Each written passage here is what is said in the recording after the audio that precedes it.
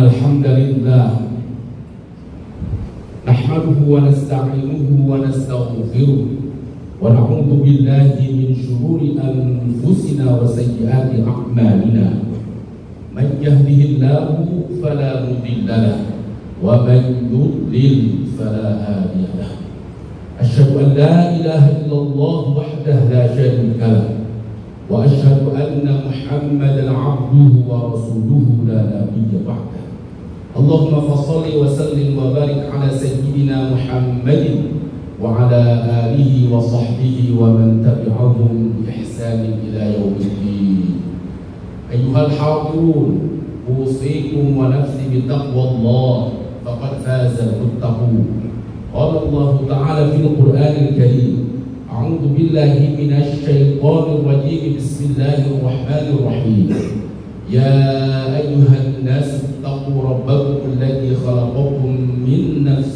واحدة وخلق منها زوجها وبث منهما رجالا كثيرا ونساء واتقوا الله الذي تساءلون به والأرحام إن الله كان عليكم رقيبا صدق الله العظيم.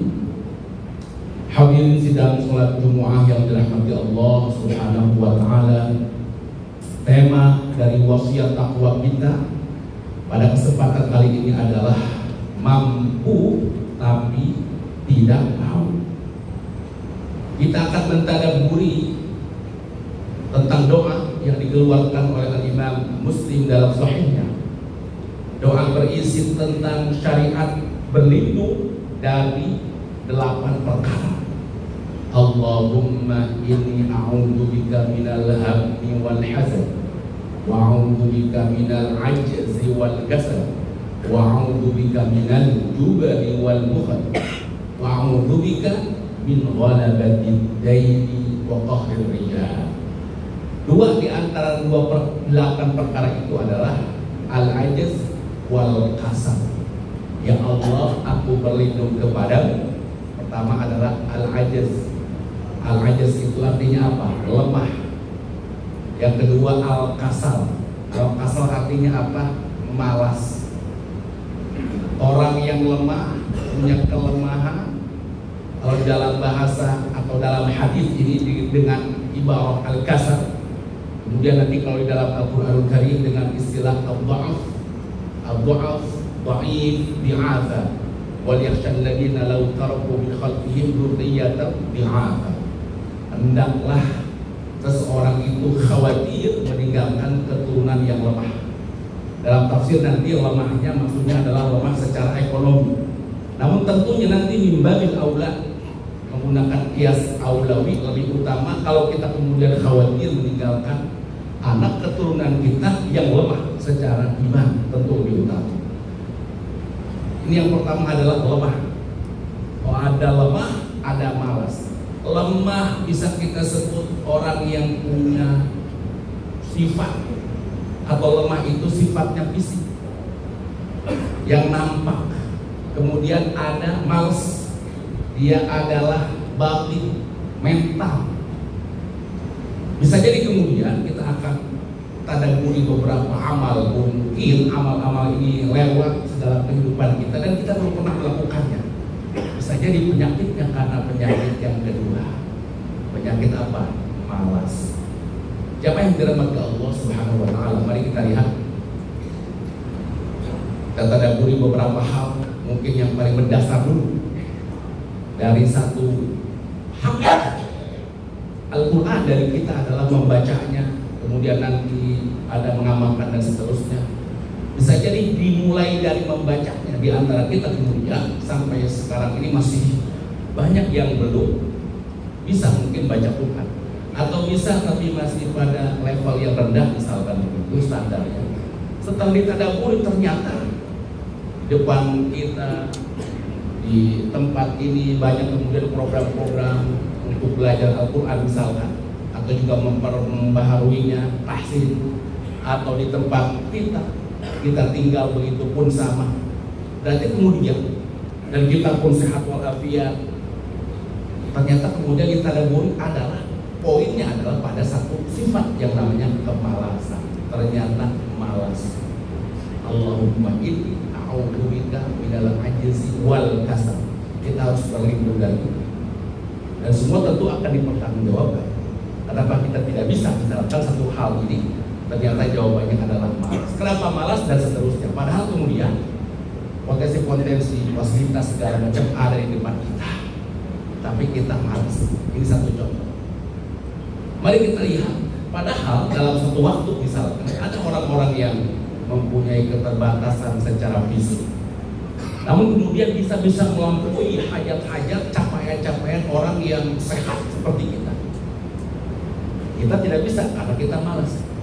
Dalam beberapa event misalkan musabaqah hifdzul Quran di televisi, adik-adik kita, mereka yang dengan suara yang bagus, bacaan bagus, bahkan hafal Quran dengan baik, kita ternyata masih begini-begini saja. Atau sedikit barangkali kami ceritakan di UIN Syarif Hidayatullah itu ada satu profesor namanya Profesor Dr. Alimin, umur 40-an begitu, beliau mendapatkan musibah, tidak bisa melihat, tapi tetap beliau berkarya dengan tridharmanya kalau di dalam dunia akademis. Dan terus kemudian beliau wiridkan menghafal Al-Quranul Karim, sehingga pada tahun 2023 beliau dikukuhkan menjadi salah satu guru besar di bidang tafsir. Plus pada waktu itu beliau kemudian juga alhamdulillah sudah menyelesaikan hafalan Al-Quranul Karim dalam keadaan buta, terkenal, sehingga kemudian dalam judul makalahnya yang dibacakan ketika itu adalah bersahabat dengan takdir. Walaupun umur 40 tahun mengalami musibah kebutaan, tetap dengan tridharmanya dalam dunia akademis dia sampai kepada puncak akademis menjadi seorang profesor pun plus menjadi seorang hafidz Al-Quranul Karim. Aina nahnu minhu, di mana kita, posisi kita dibandingkan beliau. Dengan segala fisik yang sehat, ternyata dipikir-pikir bisa jadi karena satu atau faktor yang kedua, yaitu al-basar. Jamaah yang dirahmati Allah, kita lihat bicara hijrah, sesungguhnya yang hijrah bersama Rasulullah dari Mekah ke Madinah ketika itu tidak semua kaum muslimun. Ada kaum muslimun yang masih tinggal di kota Mekah, sehingga kemudian padahal mereka tidak bisa mengamalkan nilai agama ini dengan sangat leluasa, sehingga diabadikan ungkapan atau dialog mereka dengan malaikat. Malaikat menanya kepada mereka, kenapa? Jawaban mereka adalah kunna mustad'afina fil ardh, kami lemah, nggak bisa ngapa-ngapain. Padahal kata malaikat apa? Qalu alam takun ardullahi wasi'atan fatuhajiru fiha. Bukankah bumi Allah ini kan luas, engkau bisa berhijrah. Nabi saja berhijrah dari Mekah ke Madinah, di Madinah kemudian bisa menghadirkan peradaban yang lebih luas, nilai agama bisa kemudian diangkat lebih maksimal. Kenapa di Mekah saja? Bahkan nanti dalam sirahnya ketika terjadi peperangan Badar, mereka berada di barisan kaum kafir Quraisy. Maka apa hukuman bagi orang ini? Faulaika ma'wahum jahannam, tempat nerakanya adalah jahannam. Mampu tapi tidak mampu. Ada fasilitas, ada segala programnya, tapi kemudian dia tidak memakmurkan itu semua. Jemaah yang dirahmati Allah, kita persingkat barangkali dalam kehidupan kita sehari-hari, dalam bermuamalah, kita mungkin punya kebutuhan, hajat-hajat secara maliyah, kemudian terbiasa barangkali sebagian dari kita meminjam ke temannya, dan mengatakan nanti insya Allah tanggal 1 saya gajian, saya bayar. Datanglah tanggal 1, sudah lewat, kemudian tanggal 1 hari, 2 hari, 3 hari, la salam walakalam, lewat begitu saja. Padahal di waktu itu dia punya kemampuan, mampu tapi tidak mampu.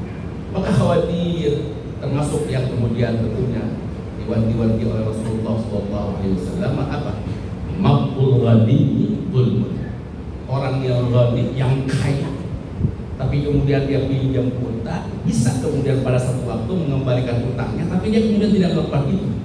Maka itu adalah apa? Kezaliman. Mampu tapi tidak mampu.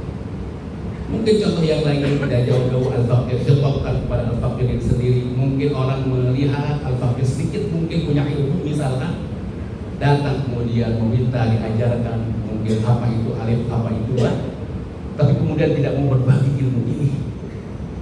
Maka juga alhamdulillah termasuk yang diwanti-wanti oleh Rasulullah sallallahu alaihi wasallam, man su'ila an ilmin fakatamahu uljima yawmal qiyamati bilijamin minna.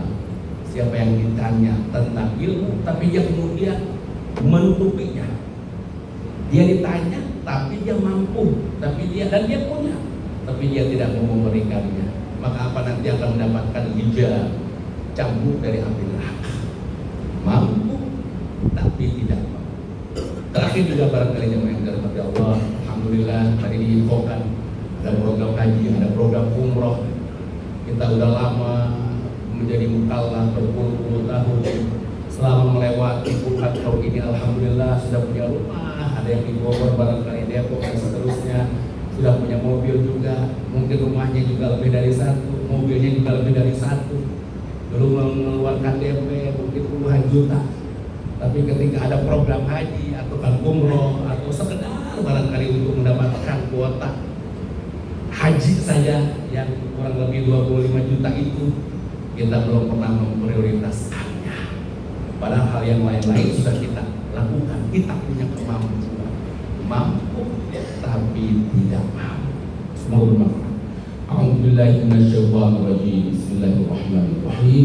Wal 'ashr. Innal insana lafi khusr illa alladziina aamanu wa 'amilus shalihati wa tawassaw bil haqqi wa tawassaw bis sabr.